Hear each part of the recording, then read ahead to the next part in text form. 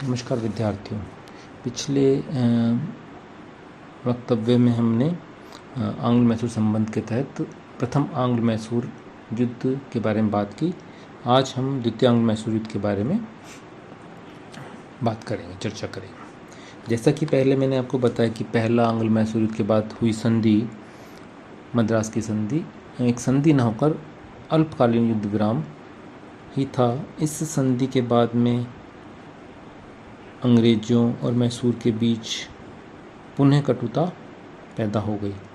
अंग्रेज़ों और मैसूर या हैदर अली के बीच जो कटुता पैदा हुई उसको हम द्वितीय आंग्ल मैसूर युद्ध के कारण के रूप में देखते हैं। इसका जो पहला कारण था वो तो ब्रिटिश सेना का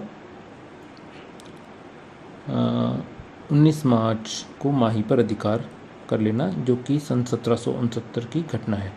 इससे हैदर अली ने स्पष्ट रूप से चुनौती के रूप में लिया, क्योंकि माही जो था वो हैदर अली के संरक्षण में था।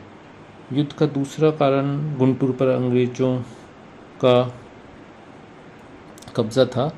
मद्रास सरकार ने अंग्रेजी सेनाओं को हैदर के राज्य से जाने का आदेश दिया।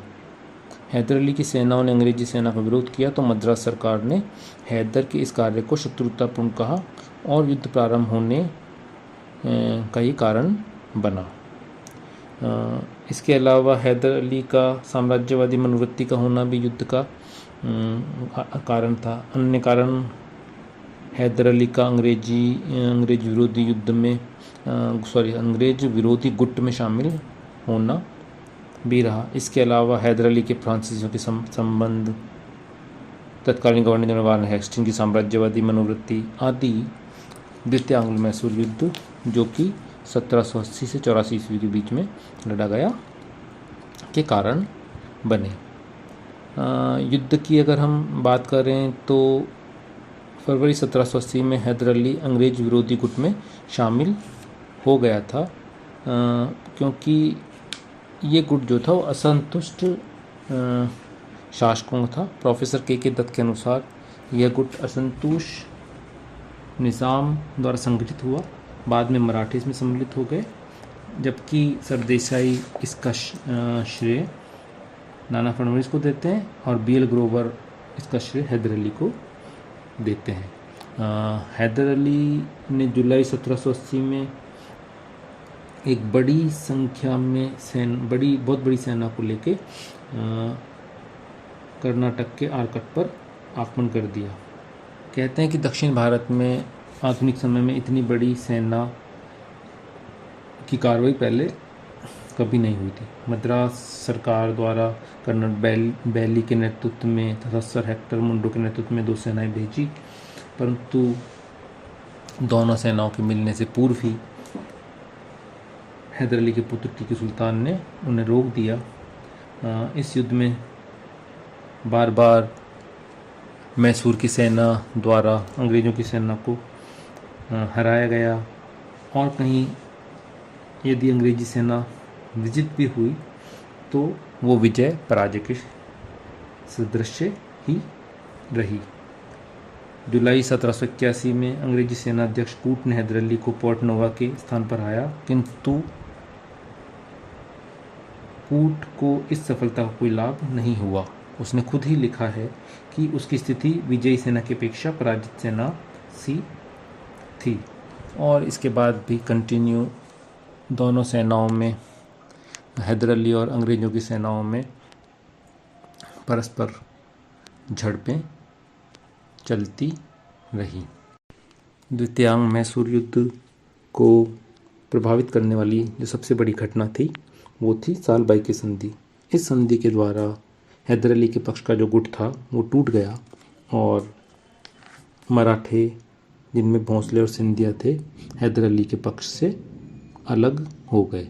लेकिन इस विपरीत परिस्थिति में भी हैदर अली ने अपना उत्साह समाप्त नहीं किया, वो बिल्कुल भी भयभीत नहीं हुआ, और इसके बाद भी उसने कई युद्धों में अंग्रेज़ों को बुरी तरह से हराया।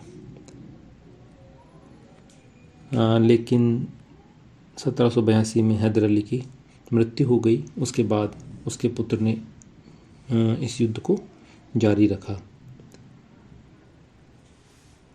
कई बार अंग्रेज़ों को सेना सहित बंदी बनाया गया, पर इसी समय यूरोप में इंग्लैंड और फ्रांस के मध्य वर्साई की संधि हो गई। निजाम भी अंग्रेज़ों के पक्ष में चला गया या अंग्रेज़ों का भक्त बन गया। ऐसी विपरीत परिस्थिति में टीपू सुल्तान ने युद्ध को समाप्त करके संधि करना ही ठीक समझा और द्वितीय आंग्ल मैसूर युद्ध के बाद में जो संधि हुई वो मैंगलोर की संधि के नाम से इतिहास में प्रसिद्ध है। यह संधि 1784 ईस्वी में हुई और मंगलौर की संधि की जो प्रमुख निर्णय लिए गए वह थे कि दोनों पक्षों द्वारा एक दूसरे के जीते हुए प्रदेश लौटा दिए। दोनों पक्षों ने एक दूसरे के युद्धबंदियों को मुक्त कर दिया। यह संधि वार्न हेस्टिंग्स को अच्छी नहीं लगी। उसने गुस्सा होकर कहा, यह लॉर्ड मैकार्टनी कैसा आदमी है। मैं अभी भी विश्वास करता हूँ कि वह संधि के बावजूद कर्नाटक को खो डालेगा। हेस्टिंग्स ने मद्रास सरकार और बोर्ड ऑफ कंट्रोल के दबाव में आकर इसे स्वीकार किया था। यह संधि टीपू की कूटनीतिक सफलता थी क्योंकि वह अंग्रेजों के साथ पृथक संधि और मराठों की सर्वोच्चता स्वीकार करने का सफल विरोध कर सका था।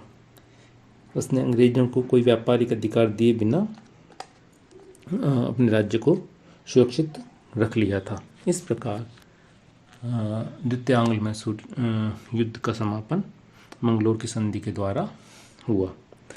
द्वितीय आंग्ल मैसूर युद्ध में मैसूर के पक्ष में जो सबसे बड़ा नुकसान या घाटा या टर्निंग पॉइंट रहा वो था हैदर अली की मृत्यु, क्योंकि हैदर अली मैसूर के योग्यतम शासकों में से एक था। यही कारण था कि उसने एक छोटे से स्थिति से या छोटी सी हैसियत से तरक्की करते हुए वह मैसूर का शासक बना। हैदर अली की मृत्यु के पश्चात भी टीपू सुल्तान जो उसका पुत्र था शासक बना। टीपू सुल्तान भी एक योग्य शासक, एक योग्य व्यक्ति की भांति अंग्रेज़ों से संघर्ष करता रहा। यही कारण था कि लगभग 6 वर्षों बाद में पुनः अंग्रेज़ों के साथ में मैसूर को युद्ध में उलझना पड़ा और यह युद्ध तृतीय आंग्ल मैसूर युद्ध के रूप में 1790 से 1792 के मध्य लड़ा गया।